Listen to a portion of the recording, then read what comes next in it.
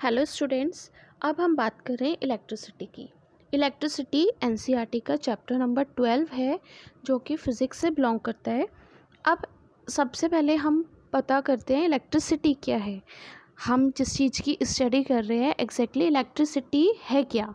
Electricity is study of charges. जहाँ पर भी चार्जेस की स्टडी होती है उसको उस फॉर्म को इलेक्ट्रिसिटी कहा जाता है। अब इलेक्ट्रिसिटी टू टाइप्स की होती है। देखो, एक होती है स्टैटिक इलेक्ट्रिसिटी और एक होती है करंट इलेक्ट्रिसिटी। स्टैटिक इलेक्ट्रिसिटी क्या है, इसको इस एग्जांपल से समझते हैं। मैंने एक प्लास्टिक का स्केल लिया जो हमारे स्टेशनरी वाला होता है नॉर्मल। मैंने उसको अपने बालों में रब किया और उसके बाद उसको लेके गई मैं कागज़ के छोटे छोटे टुकड़ों में। अब क्या होगा कि वो जो छोटे छोटे पेपर के पीसेस हैं वो उस स्केल की तरफ अट्रैक्ट होंगे।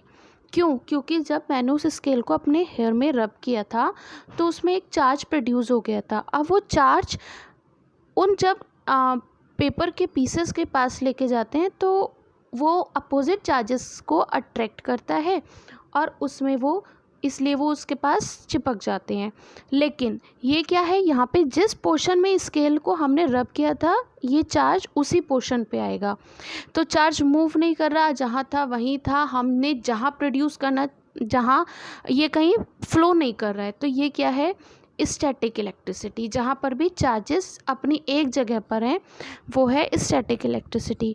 अब बात करते हैं करंट इलेक्ट्रिसिटी। करंट इलेक्ट्रिसिटी जैसे कॉपर वायर है, कॉपर वायर में करंट मूव करता रहता है तो वो उसमें आएगा करंट इलेक्ट्रिसिटी जो कि मूव कर रहा है। ये नहीं है कि हमने कॉपर वायर, अब कहाँ पावर हाउस होता है, आपका घर कहाँ है, इलेक्ट्रिसिटी चल रही है, तो ये कहलाएगा करंट इलेक्ट्रिसिटी। और हमारे सिलेबस में भी करंट इलेक्ट्रिसिटी है। तो चलो स्टार्ट करते हैं। सबसे पहले है व्हाट इज़ चार्ज। चार्ज क्या होता है? Charge is the inherent property of matter that feels force of attraction, और ये आउट नहीं है और है, और रिपल्शन ड्यू टू एक्सेस और डेफिशिएंसी ऑफ इलेक्ट्रॉन। क्या है चार्ज? ये चार्ज कोई चीज़ नहीं है, ये सिर्फ एक प्रॉपर्टी है। किसी भी मैटर की प्रॉपर्टी होती है कि जिसकी वजह से वो किसी चीज़ की तरफ अट्रैक्ट होता है या रिपेल होता है, तो वो क्या कहलाएगा? चार्ज। इट इज़, अब चार्ज कितनी तरह का होता है? It is of two types, positive charge and negative charge. Positive charge plus sign जिस पर होता है। पॉजिटिव चार्ज कब होगा? जब इलेक्ट्रॉन्स की डेफिशिएंसी होगी। नेगेटिव चार्ज जब इलेक्ट्रॉन का लॉस होगा। ये ज़्यादा इलेक्ट्रॉन्स होते हैं तो इलेक्ट्रॉन का लॉस होने लगता है और उसको कहते हैं नेगेटिव चार्ज। अब चार्ज की एसआई यूनिट क्या होती है? चार्ज की एसआई यूनिट है कूलम। आगे चलते हैं इलेक्ट्रिक करंट। इलेक्ट्रिक करंट क्या होता है, इसको समझने से पहले एक चीज़, एक एग्जांपल समझते हैं। देखो, जैसे कोई रिवर होती है उसमें वाटर फ्लो कर रहा है तो हम क्या कहते हैं, इसमें एक वाटर करंट है।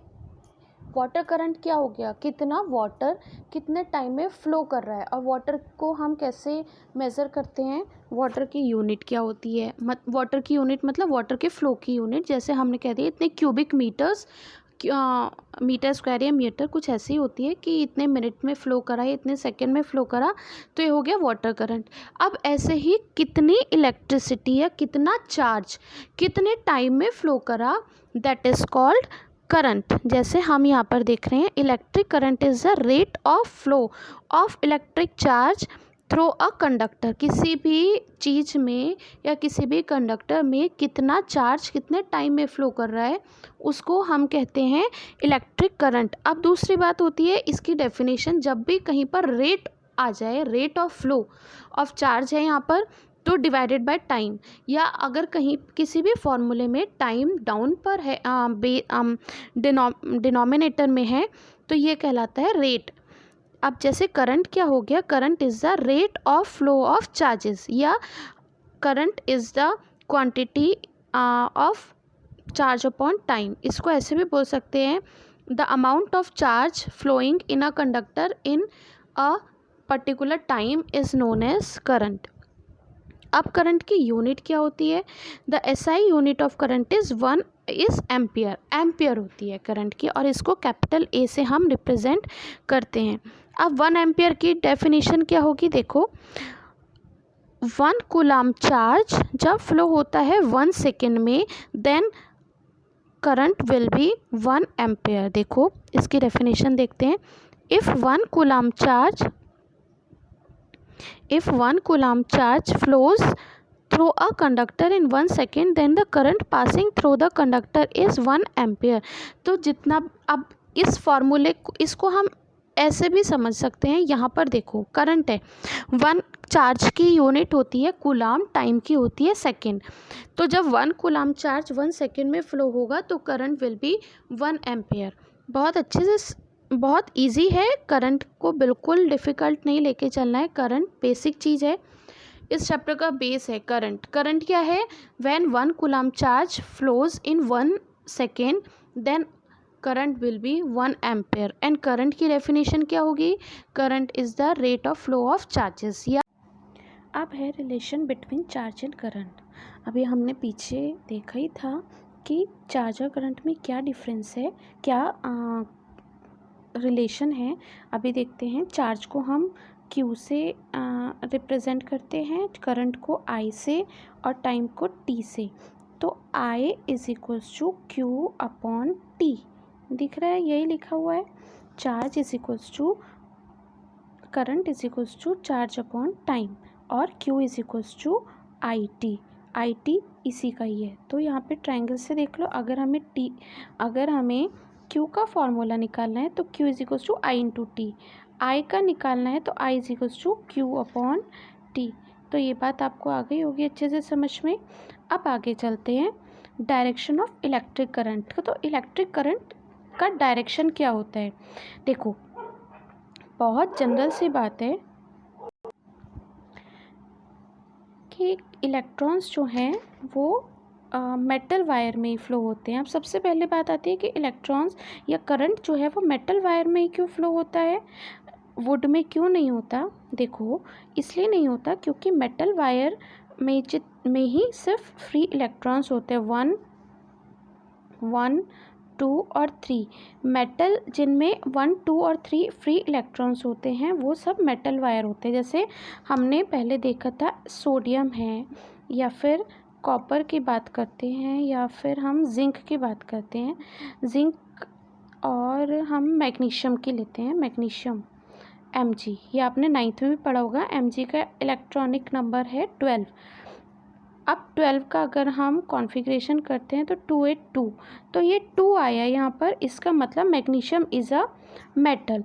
जहाँ पर एल्यूमिनियम की बात करें, अगर एल्यूमिनियम है उसका है 13, तो 283, तो इसका मतलब यहाँ पे 3 इलेक्ट्रॉन्स हैं, तो ये फ्री इलेक्ट्रॉन्स हैं इसमें। जब भी किसी मेटल में फ्री इलेक्ट्रॉन्स प्रेजेंट होते हैं तो वो उसमें ऐसे रैंडमली मूव कर रहे हैं, कोई इलेक्ट्रॉन इधर जा रहा है, कोई इलेक्ट्रॉन इधर जा रहा है, कोई इधर जा रहा है, कोई इस साइड जा रहा है, कोई इस साइड, सबकी अपनी अपनी डायरेक्शन है। लेकिन जब क्या होता है, हमने जैसे किसी अब ये suppose this is a metallic wire, ठीक है, हमने इसमें देखा था कि इसमें इलेक्ट्रॉन कोई तो ऐसे जा रहा था, एक इलेक्ट्रॉन ऐसे जा रहा है, एक इलेक्ट्रॉन ऐसे, और एक ऐसे जा रहा है, चारों अलग अलग पोर्शंस में जा रहे हैं। लेकिन अब क्या हुआ, हमने इसमें सडनली एक बैटरी से कनेक्ट कर दिया। बैटरी से कनेक्ट करते हमें पता है कि इलेक्ट्रॉन पर नेगेटिव चार्ज होता है, तो अब यहाँ से नेगेटिव चार्ज पॉजिटिव चार्ज की तरफ जाएगा, इलेक्ट्रॉन पॉजिटिव चार्ज की तरफ अट्रैक्ट होंगे, और जैसे इलेक्ट्रॉन पॉजिटिव चार्ज की तरफ इलेक्ट्रॉन होंगे तो उसमें करंट फ्लो करेगा, और वो करंट क्या होगा, पॉजिटिव टू नेगेटिव। हमेशा करंट नेगेटिव टू पॉजिटिव नहीं जाता, नेगेटिव टू पॉजिटिव इलेक्ट्रॉन्स जाते हैं, और करंट पॉजिटिव टू नेगेटिव जाता है। इसीलिए जब ये बात आई थी तब कहा था कि current flows opposite to the direction of negative charge. तब तक इलेक्ट्रॉन्स की डिस्कवरी नहीं हुई थी, और जब इलेक्ट्रॉन्स की डिस्कवरी हो गई तब ये बात कही जाने लगी, current flows opposite to the direction of electrons. जहाँ भी इलेक्ट्रॉन होंगे, इलेक्ट्रॉन के डायरेक्शन के अपोजिटली करंट फ्लो करता है। इसका मतलब अगर इलेक्ट्रॉन ऐसे चल रहे हैं तो करंट किधर चलेगा, पॉजिटिव टू नेगेटिव। हमेशा इलेक्ट्रॉन नेगेटिव टू पॉजिटिव जाते हैं, क्योंकि इलेक्ट्रॉन के पास नेगेटिव चार्ज होता है तो वो पॉजिटिव की तरफ अट्रैक्ट होता है। और जहाँ भी इलेक्ट्रॉन होगा वहाँ पे करंट पॉजिटिव टू नेगेटिव। इसका मतलब हमेशा current positive to negative flow करता है। अब आगे चलते हैं, करंट को हम मेज़र कैसे करते हैं। करंट को मेज़र करने के लिए हम एमीटर का यूज़ करते हैं। एमीटर होती है, ammeter is a device which is used to measure the current in a particular conductor. अगर कोई सर्किट है उसमें हमें देखना है कि कितना करंट फ्लो हो रहा है, तो उसमें हम एमीटर लगा देते हैं। एमीटर की हेल्प से हमें उसमें पता चल जाता है कि उसमें कितना करंट फ्लो कर रहा था। अब देखो, एक चीज़ जो हमें याद रखने वाली है, एमीटर को हम सीरीज़ में ही कनेक्टेड करते हैं। अभी सीरीज़ में कनेक्ट करना क्या हो गया, जैसे ये एक हमारी डिवाइस है, ठीक है। अब हमने एमीटर को यहाँ पर पुट करेंगे, ये हो गया सीरीज़ में। और अगर मैं इस डिवाइस के पैरेलली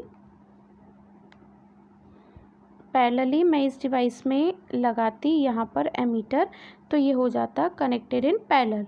लेकिन हमने एमीटर को कहाँ लगाया है, सीरीज़ में लगाया है, तो ये कहलाएगा ammeter is connected in series. आगे आता है, positive side of ammeter must be connected nearest the positive terminal. तो पॉजिटिव टर्मिनल की तरफ पॉजिटिव साइड होगी और नेगेटिव टर्मिनल की तरफ नेगेटिव साइड होगी। बस this is all about ammeter. बस ये याद रखने की चीज़ है कि ammeter is the instrument which measure the current, and second, ammeter always connected in series. आगे चलते इलेक्ट्रिक सर्किट। अब इलेक्ट्रिक सर्किट दो तरह के होते हैं, एक ओपन सर्किट होता है और एक क्लोज सर्किट होता है। अब सबसे पहले हम बात करते हैं इसकी। देखो, ये बैटरी है, what is this, this is battery. अब हाँ जी, ये देखिए, ये बैटरी है। बैटरी से अभी तक हमने यही पढ़ा था कि current positive to negative flow करता है। तो ये जो एरो आ रहा है, ये क्या है, करंट का एरो है कि यहाँ से करंट फ्लो हो रहा है। ये यहाँ पे आ गया बल्ब या हम कोई भी डिवाइस कह सकते हैं जिससे हमें पता चलेगा कि करंट फ्लो हो रहा है कि नहीं। अब करंट यहाँ से चला, ऐसे चल रहा है, यहाँ आया, यहाँ पर आकर रुक गया, क्योंकि यहाँ पे इसे कोई कनेक्शन नहीं मिला। अगर ये क्लोज, अब ये ओपन है, कनेक्टेड नहीं है, कहीं कहीं इसको ऐसे भी दिखा देते हैं, और जब ये क्लोज़ करना होता है तो ऐसे दिखा दिया, तो ये क्लोज़ हो गया। अभी यहाँ पर देखो, ये ओपन है, ये आपस में कनेक्टेड नहीं है, तो ये क्या है, ओपन सर्किट। क्योंकि यहाँ से करंट आगे तक जा ही नहीं रहा, क्यों, क्योंकि यहाँ पे एक ब्लॉकेज आ गई है। ब्लॉकेज नहीं कहेंगे, एक ऑब्स्टेकल नहीं है, ऑब्स्टेकल भी नहीं, कि यहाँ पे इसको फ्लो करने के लिए प्रॉपर पाथ नहीं मिल रहा। अब बात करते हैं क्लोज सर्किट की। क्लोज सर्किट का देखते हैं, यहाँ से ये बैटरी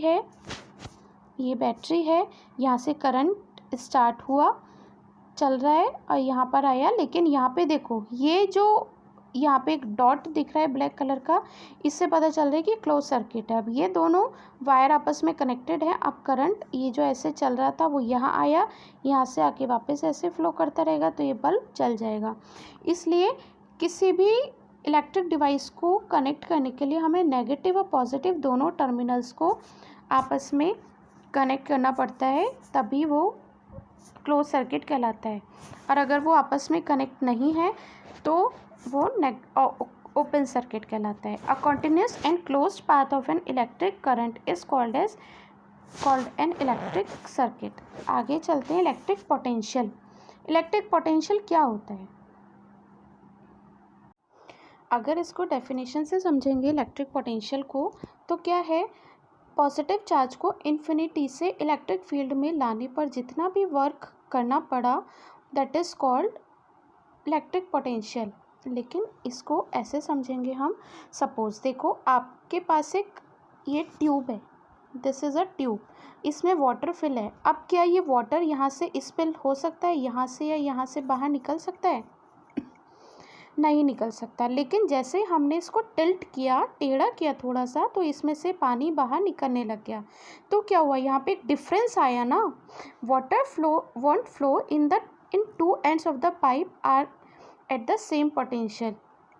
लेकिन जब बात करते हैं, the two ends of the pipe are at different potential, then water will flow. अब यहाँ पोटेंशियल ज़्यादा है, यहाँ कम है, तो क्या हुआ, वाटर फ्लो किया। अब ऐसे ही इसका दूसरा एग्जाम्पल देखते हैं।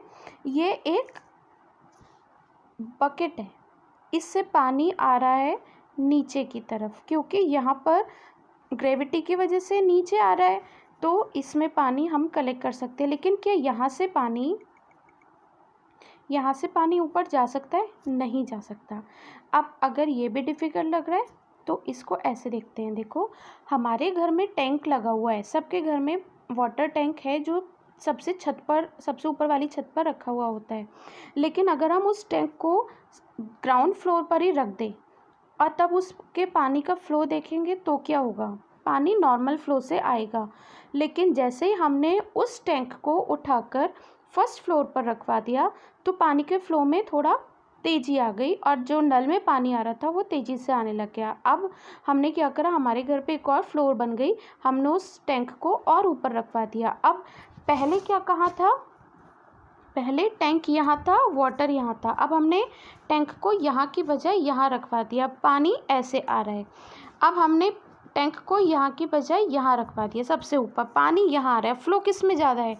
ऑब्वियसली जितना हम ऊपर रखवाते जाएंगे टैंक को, वाटर का फ्लो उतना ही अच्छा आता जाएगा। क्यों? क्योंकि पोटेंशियल डिफरेंस, उसमें डिफरेंस आ रहा है, लेवल डिफरेंस आ रहा है। In the same way potential difference होता है। अभी तक हमने इलेक्ट्रिक पोटेंशियल को कैसे समझा था? पोटेंशियल को समझा था हमने, जब भी कोई पॉजिटिव चार्ज इन्फिनिटी से इलेक्ट्रिक फील्ड में आ रहा है, that is called electric field में आ रहे हैं, that is called electric potential. ये स्केलर क्वांटिटी है और इसकी यूनिट जो है वो वोल्ट है। अब पोटेंशियल डिफरेंस क्या है? जब भी कोई पॉजिटिव चार्ज एक पॉइंट से दूसरे पॉइंट तक आता है इलेक्ट्रिक फील्ड में, तो उसे जितना वर्क करना पड़ा, that is called potential difference. देखो, it is the amount of work done in bringing one unit positive charge from one point to another point in an electric field. अब ये क्या है? स्केलर क्वांटिटी होती है, इसकी एसआई यूनिट सेम वोल्ट है। इसका क्या है? It is responsible for the flow of current. Current तभी फ्लो करेगा जबकि पोटेंशियल डिफरेंस अलग अलग होगा, पोटेंशियल डिफरेंस होगा। पोटेंशियल डिफरेंस का मतलब क्या हो गया? एक पॉइंट पर ज़्यादा डिफरेंस है, एक पॉइंट पर ज़्यादा पोटेंशियल है, एक पॉइंट पर कम पोटेंशियल है। जैसे हमने नल की बात करी थी और टैंक की बात करी थी कि एक टैंक जब ऊपर था और एक नल उससे कनेक्टेड नल डाउन नीचे लगा हुआ है, तो उन दोनों में उनमें डिफरेंस हो गया ना, लेवल डिफरेंस। तो इस वजह से वाटर ऊपर से नीचे फ्लो करेगा, तो it is called potential difference measured by device of. जैसे करंट को हम एमीटर से मेज़र करते हैं, इसी तरह से पोटेंशियल डिफरेंस को वोल्ट मीटर से मेज़र करते हैं।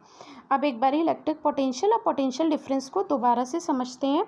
इलेक्ट्रिक पोटेंशियल क्या है? Work done in moving, work done in moving. अब एक मिनट, हाँ जी, work done in moving a unit positive charge, a unit charge from infinity to a point. अब ये इन्फिनिटी है, यहाँ इन्फिनिटी की तो कोई लिमिट ही नहीं होती, वहाँ से यहाँ लाने में जितना वर्क करना पड़ा, that is called electric potential. अब पोटेंशियल डिफरेंस क्या है? The difference between potential at two points. एक पॉइंट ये है, एक पॉइंट ये है, यहाँ से यहाँ लाने में किसी भी चीज़ को, किसी भी कंडक्टर को जितना वर्क करना पड़ा, या कंडक्टर को नहीं, किसी भी चार्ज को जितना वर्क करना पड़ा, वो कहलाएगा पोटेंशियल डिफरेंस। तो पोटेंशियल और पोटेंशियल डिफरेंस समझ में आया होगा। पोटेंशियल डिफरेंस को समझने के लिए यही याद रखो कि पोटेंशियल डिफरेंस कब होगा? जब दो चीज़ों में पोटेंशियल कम होगा, किसी में ज़्यादा किसी में कम होगा, तभी पोटेंशियल डिफरेंस क्रिएट होगा, तभी करंट फ्लो करेगा। करंट तभी फ्लो करता है जबकि पोटेंशियल डिफरेंस होता है। अगर देखो, आपके पास भी 1 रुपये का कॉइन है और मेरे पास भी 1 रुपये का कॉइन है, तो ऑब्वियसली आप नहीं मांगोगे मुझसे और ना मैं आपसे मांगूंगी। लेकिन अगर मेरे पास 2 रुपीज़ हैं और आपके पास 1 रुपये है, तो ऑब्वियसली या तो आप मेरे से 50 पैसे बोरो करोगे, या फिर मैं आपको 50 पैसे दूंगी, कोई भी कुछ भी हो सकता है। तो ये कब होगा? जबकि आपके पास कम था, मेरे पास ज़्यादा था। अगर हम दोनों के पास इक्वल है, 1 रुपये है, तो लेने की नीड ही नहीं है ना। अब आगे आता है वोल्ट मीटर। वोल्टमीटर क्या होता है? It is a device that measures the potential difference across the ends of a conducting material. अब ये भी कंडक्टिंग मटेरियल से ही इसको मेज़र करते हैं, लेकिन एक चीज़ क्या है, it is connected in parallel. इसको हम पैरेलली कनेक्ट करते हैं। इसका मतलब क्या है? देखो, हमने एमीटर में क्या करा था, ये बल्ब लगाया था और हमने यहाँ पे एमीटर को लगा दिया था। ये हमने कह दिया था कि ये तो बल्ब है और यहाँ पर हमने एमीटर को लगा दिया था, तो हमने कह दिया था कि ये सीरीज़ में लगा है। लेकिन वोल्ट मीटर कहाँ लगेगा? अगर ये बल्ब है तो इसके पैरेलली लगेगा। तो ये यहाँ पर वोल्ट मीटर इसके पैरेलली लगता है। देखो, अब इस डायग्राम में समझेंगे। ये एक पूरा कंडक्टर है, ये यहाँ बल्ब है, यहाँ बैटरी है, ये बैटरी लगी हुई है। तो देखो, ये इसके पैरेलली लग रहा है, जबकि पिछली बार क्या था, ऐसे लग रहा था, यहाँ पर बल्ब के साथ लग रहा था। तो इट हैज़ हाई रेजिस्टेंस, इसकी रेजिस्टेंस वोल्ट मीटर की बहुत ज़्यादा होती है। दूसरा, ये कैसे लगता है? पैरेलली लगता है। अमीटर और वोल्ट मीटर में अगर डिफरेंस आ जाए, अमीटर क्या मेज़र करता है? करंट को मेज़र करता है। वोल्ट मीटर पोटेंशियल डिफरेंस को मेज़र करता है। अमीटर सीरीज़ में लगता है, वोल्ट मीटर पैरेलली लगता है। अब आते हैं सर्किट डायग्राम्स, सिंबल्स। तो हम सर्किट डायग्राम जब भी कोई बनाते हैं तो उसमें हम कुछ सिंबल्स को यूज़ करते हैं। सबसे पहला सिंबल है इलेक्ट्रिक सेल। ये देखो, इलेक्ट्रिक सेल का सिंबल है ये, this is electric cell. Second symbol is battery. तो अगर सेल और बैटरी में क्या डिफरेंस है? Cell is a single unit और बैटरी जब दो या दो से ज़्यादा सेल्स कनेक्ट हो जाते हैं then it is called battery. तो कैसे हम कहते हैं, आप अगर किसी वॉच में सेल डालते हैं तो आप उसको सेल कहते हैं, लेकिन आपके घर में इन्वर्टर से क्या कनेक्ट होता है? बैटरी। बैटरी क्यों? क्योंकि उसमें 4, 5, 6 जितने भी सेल्स होते हैं, इसलिए मोर देन वन और 2 cells, it is called battery. तो हमेशा बैटरी के लिए 3 या 2 या 2 से ज़्यादा सेल्स कनेक्टेड होते हैं और हमेशा पॉजिटिव एंड नेगेटिव से कनेक्ट होगा। देखो, ये पॉजिटिव है, ये नेगेटिव है। अब ये पॉजिटिव है, ये नेगेटिव है, ये वाला पॉजिटिव, ये वाला नेगेटिव। उसके बाद है प्लग की। हमने प्लग की पीछे भी देखा था।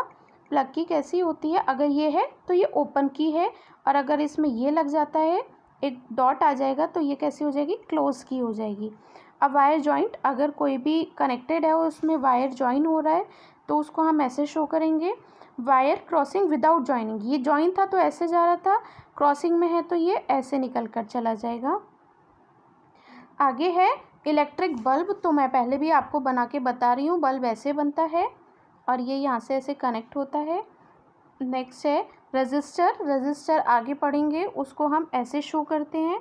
अब उसके बाद है रेजिस्टेंस और रियोस्टेट। रियोस्टेट का मतलब होता है हम इसमें रेजिस्टेंस को बढ़ा या घटा सकते हैं, हमें जितनी चाहिए हम उसके अकॉर्डिंग रख लेंगे। रियोस्टेट को हम मूव करके अपने अकॉर्डिंग रख लेते हैं। तो इसके ये 2 सिंबल होते हैं, कोई से भी यूज़ हो जाते हैं। एमीटर का मैंने आपको बताया था, सर्किल बना के उसके अंदर ए लिख दिया तो वो एमीटर बन गया। वोल्ट मीटर, सर्किल बना के वी लिख दिया तो वो वोल्ट मीटर बन गया। गैल्वेनोमीटर जी लिख देना। आई थिंक आपको ये वाला पार्ट समझ में आया होगा। अब इसको आप एक बारी और सुन लेंगे तो मेरे ख्याल से आपको ये पूरा जितने भी टॉपिक्स हैं छोटे छोटे, ये सब क्लियर हो जाएंगे। Thank you so much for watching.